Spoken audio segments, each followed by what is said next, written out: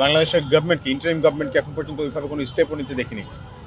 বরং এটা দেখেছি যে সোশ্যাল মিডিয়া থেকে হঠাৎ করে হাদি ভাই উধাও হয়ে যাচ্ছে। হ্যাঁ, হাদি ভাইয়ের যত অস্তিত্ব সেগুলোকে গায়েব করে দেওয়া হচ্ছে। আমরা এটা দেখেছি যে মিডিয়া থেকে আস্তে আস্তে হাদি ভাই সরে যাচ্ছে, হাদি ভাইয়ের ব্যাপারটা হচ্ছে মিডিয়াতে আর থাকছে না। আমরা এটা দেখেছি যে কিভাবে করে হচ্ছে নানা ইস্যুতে হাদি ভাইয়ের যে বিষয়টি এটা ধামাচাপা পড়ে যাচ্ছে। এটা আমাদের দেশের জন্য, একটা একটা রাষ্ট্রের জন্য, স্বাধীন সার্বভৌম রাষ্ট্রের জন্য এটা একটা অনেক বড় থ্রেট। এটাকে বলে কোকা কোলা ডিপ্লোমেসি, যে আপনার যেইখানে ব্যথা সেখানে ব্যথাটা আপনি যাতে অনুভব না করেন সেই জন্য আপনার মাথায় একটা বাড়ি দিয়ে দেওয়া, যাতে করে হচ্ছে আপনার যে মূল জায়গায় সমস্যা সেটা আপনার কনসার্ন না থাকে, আপনার মাথা ব্যথা নিয়ে যাতে আপনি সারাদিন মাথা ডলতে থাকেন।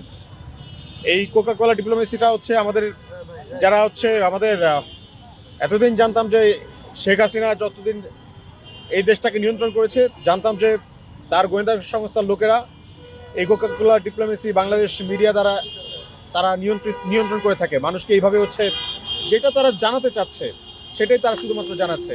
আপনাদের মনে আছে কিনা আমি জানি না, যখন রাসেল ভাইপারের আতঙ্ক সারা দেশব্যাপী, আপনারা সবাই শুনছেন রাসেল ভাইপার, খাইতে গেলে শোনা যায় রাসেল ভাইপার, উঠতে গেলে শোনা যায় রাসেল ভাইপার, ওয়াশরুমে গেলে রাসেল ভাইপার, সব জায়গায় রাসেল ভাইপার। কিন্তু রাসেল ভাইপার আসলে থাকে যেখানে, সেইখানে আমাদের কোনো কনসার্ন ছিল না।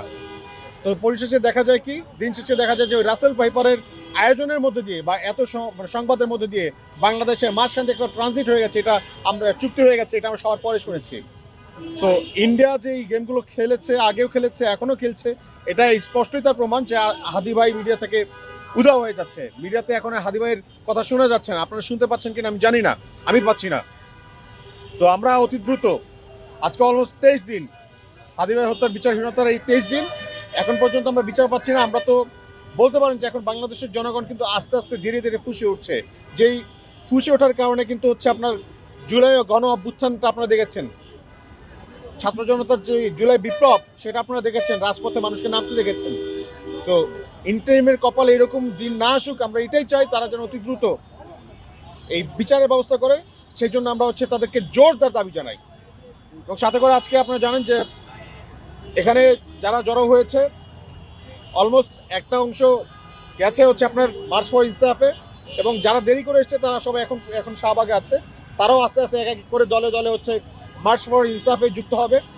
তো আমরা বিশ্বাস করি এই যে জনগণের সম্পৃক্ততা, জনগণকে কোনোভাবে জনবিচ্ছিন্ন করা যাবে না, হাদি ভাইকে জনবিচ্ছিন্ন করা যাবে না। জনগণের মধ্যে হাদি ভাই বেঁচে আছেন, জনগণের মধ্যে হাদি ভাই বেঁচে থাকবেন, এবং আমরা তাকে বাঁচিয়ে রাখবো, আমাদের মধ্যে অমর করে রাখবো ইনশাআল্লাহ। তার কাজের মাধ্যমে, তার দর্শনের মাধ্যমে, আমরা প্রত্যেকে হাদি হওয়ার মাধ্যমে আমরা হাদি ভাইকে বাঁচিয়ে রাখবো। সো আমরা কোনোভাবেই হাদি ভাইকে ভুলতে দিতে চাই না, ভুলতে দিব না ইনশাআল্লাহ। আমরা অতি দ্রুত এখন বিচার চাই, এই আর কি।